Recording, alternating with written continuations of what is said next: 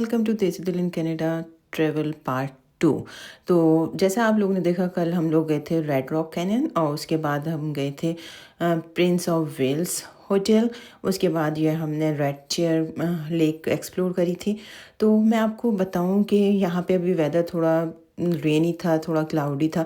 तो इस वजह से ये माउंटेन और लेक का कलर जो है, पानी का कलर, वो आपको इतना ज़्यादा एट्रैक्टिव नज़र नहीं आ रहा। अदरवाइज़ जब यहाँ पे सनी होता है तो पानी कन्वर्ट इनटू ग्रीन और ब्लू कलर, सो बहुत ही खूबसूरत नज़र आता है ये।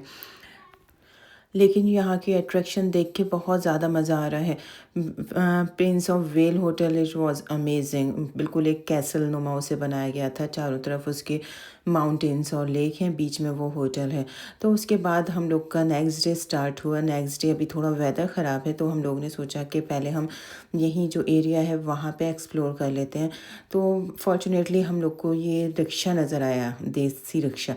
तो इसको जब आपको अगर रेंट करना है तो यहाँ पे बाइक रेंटल करके एक शॉप है जहाँ पे आपको सेवनियर भी मिल जाएंगे, फ्रिज मैग्नेट या इस तरह की हैंडमेड चीज़ें भी मिल जाएंगी। वहाँ पे आपको जाना है और ये काफ़ी मैं कहूँगी ज़्यादा महंगा नहीं है। It's like $20 for 30 minutes and $60 for 1 hour. उसमें यह है कि अगर आप 4 लोग हैं, 3 लोग हैं फैमिली में, तो you can ride a one rickshaw. तो हम लोग ने 1 आवर के लिए इसको रेंट लिया and we went through the whole town. मतलब 1 घंटे में टाउन इतना छोटा है कि आप यकीन कर सकते हैं कि हम लोग ने इस रिक्शे से पूरा टाउन जो है वो 1 आवर में कवर कर लिया। उसके बाद एक ये हमें खूबसूरत सी लेक रास्ते में नज़र आई तो हमने बस थोड़ी देर का स्टॉप लिया होगा। बच्चे काफ़ी इंजॉय कर रहे थे, लेकिन फिर बच्चे इतने एक्साइटेड हो जाते हैं ना। हानिया ने आके हमसे कहा कि मम्मा लेट्स गो, हमारा जो रिक्शा का रेंटल टाइम है वो कम हो जाएगा, हमें रिक्शे पे और ज़्यादा राइड करना है। तो फिर हम लोग गए वापस और हमने यहाँ पे अपना रिक्शा पार्क किया था, वहाँ से अपना रिक्शा उठाया और फिर हम चल दिए आगे। तो मुझे लगा ना कि हम लोग इस रिक्शे में ज़्यादा अच्छे से पूरे सिटी को देख लिया एज़ कम्पेयर टू गाड़ी में बैठ के देखना। तो वो मुझे ये ज़्यादा इंटरेस्टिंग लगा। बच्चे भी इंजॉय कर रहे थे, फ्रेश एयर मिल रही थी, सारी चीज़ें सामने थी और दोनों को जोरेस को लग रहा था कि वो भी इसको हैंडल कर सकता है। लेकिन इसमें प्रॉपर ब्रेक और इसमें जो रूल्स हैं आपको पूरे कार वाले फॉलो करने हैं। रोड पे आपको ब्रेक भी लेना है, आपको प्रॉपर पार्किंग करनी है, इसकी जो लेन है आपको उसी में ड्राइव करना है।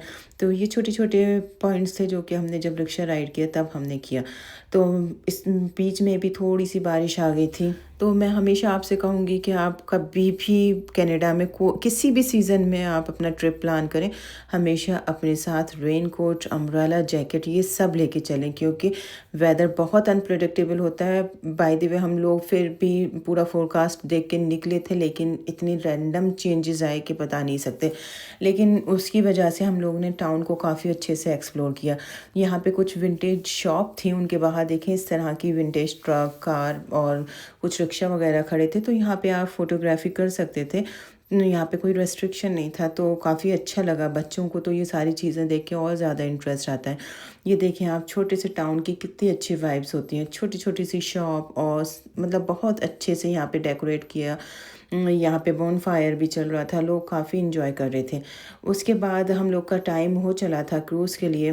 तो एक होप के साथ हम जा रहे थे कि हमको क्रूज़ मिल जाएगा और वेदर थोड़ा नॉर्मल हो जाएगा। हमारा क्रूज़ 2 बजे स्टार्ट होना था और हमको 1:15 पे वहाँ पे पहुँचना था। लेकिन जैसे हम रास्ते में जा रहे थे तो हमें अंदाज़ा हो गया था कि बारिश और ज़्यादा हो रही है और वेदर ख़राब होता जा रहा है। लेकिन फिर भी हम लोगों ने सोचा कि बाहर निकल के देखते हैं, क्योंकि ये माउंटेन एरिया है ना, पूरा पूरा ग्रीनरी है। तो यहाँ पे ठंड ज़्यादा थी। जब हम लोग बाहर निकले तो हम लोग को खुद ही इतनी ठंड लग रही थी। और फिर हम लोगों ने सोचा अगर हम क्रूज़ पे जाएंगे और बच्चों के साथ तो और मुश्किल होता है, और वेदर ख़राब हो रहा है। वेदर में आपको पता है वाटर टाइड कितनी ज़्यादा ज़बरदस्त हो सकती हैं। तो अभी हम लोग को मतलब थोड़ा सा डर लगा कि जाना सेफ़ नहीं है। ऑल्दो जब मैंने स्टाफ से पूछा तो उन्होंने कहा कि आप जा सकते हैं, but risk is up to you. तो इसलिए हमको ये अपना प्लान जो है वो कैंसिल करना पड़ा। और हमारा मेन टारगेट जो था वाटर कटन आने का, वो एक क्रूज़ भी था। लेकिन कोई बात नहीं, जो भी होता है वो अच्छे के लिए होता है। तो इंशाल्लाह ताला नेक्स्ट टाइम आएंगे तो हमको क्रूज़ तो करना ही है। और होपफुली नेक्स्ट टाइम वेदर अच्छा हो। मोस्टली पीपल यही कहते हैं कि 90% पीपल यही कहते हैं कि क्रूज़ हमेशा जो है इसी तरह से डिले हो जाता है या फिर कैंसिल हो जाता है। वेदर का यहाँ पे बहुत ज़्यादा प्रॉब्लम होती है। But if you know swimming तो आप लोग जा सकते हैं कि अगर खुदा न खास्ता कुछ हो then you can handle the situation. उसके बाद देखिए क्रूज़ में अगर हम जाते तो हम यूएस बॉर्डर के बहुत क्लोज़ होते और वहाँ पे 30 मिनट्स की एक गोट हंट होती है। वहाँ पे आप जाते गोट्स कुछ इवेंट होता है, कुछ प्रोग्राम होता है, वो आप करते तो बहुत अच्छा होता। बट इस टाइम लक में नहीं था, तो हम देखते हैं फिर नेक्स्ट टाइम क्या होता है। उसके बाद एक और ये लेक थी, हम इधर आ गए थे और इस लेक पे भी थोड़ा सा हमारा लक ने काम नहीं किया क्योंकि हम लोग अपनी प्राइवेट बोट लेकर आए थे और हमको था कि हम यहाँ पे पूरी बोट बनाएंगे and then we will start boating. पहली बात तो यहाँ पे वेदर ऐसा नहीं था कि हम लोग बोटिंग कर पाएँ क्योंकि ये काफ़ी डीप लेक थी, तो इसलिए थोड़ा रिस्क लेना ठीक नहीं लगा।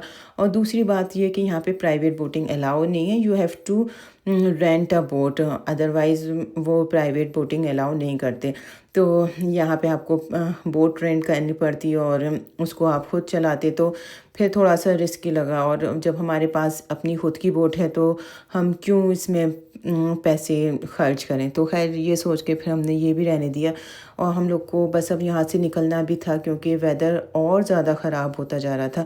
लग रहा था कि और रास्ते में थंडर स्टॉर्म और हेल स्टॉर्म की भी फोरकास्ट थी, तो इसलिए हम लोग ने सोचा अब जल्दी से यहाँ से रैप अप करते हैं और चलते हैं। बट यकीन मानिए ये इतनी खूबसूरत लेक थी, अगर वेदर और अच्छा होता ना तो इसकी ब्यूटी जो है वो 100 मोर टाइम्स और ज़्यादा अच्छी लगती। लेकिन अभी भी यहाँ पे इतना अच्छा सुकून मिल रहा था, हम लोग ने सोचा थोड़ी देर और रुकें।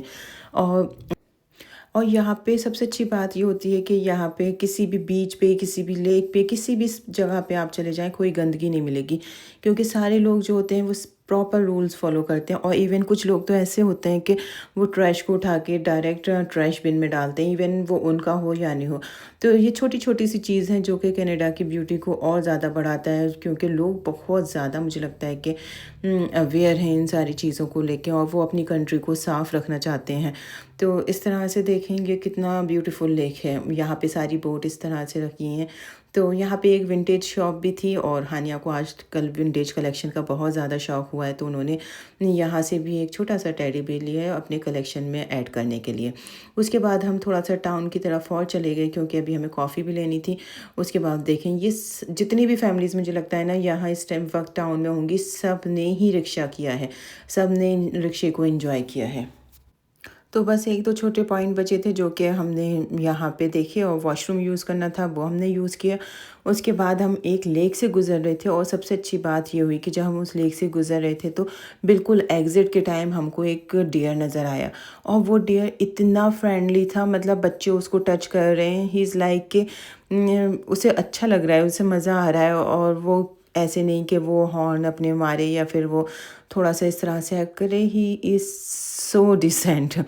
तो बस हम लोग यहाँ से निकल गए और ये देखिए हम लोग पहले जाएंगे कैलगरी और कैलगरी जाते में कितना अच्छा वेदर है और ये आजकल कैनोला पूरा फील्ड में आपको येलो येलो नज़र आएगा। तो ये जैसे हमारे यहाँ वो सरसों के खेत होते हैं, मस्टर्ड फील्ड होते हैं, उस तरह का कुछ यहाँ पे लोग आता है। और यहाँ से हम जाने के बाद रास्ते में हमको लंच करना है, उसके बाद हम लोग घर जाएंगे डायरेक्ट।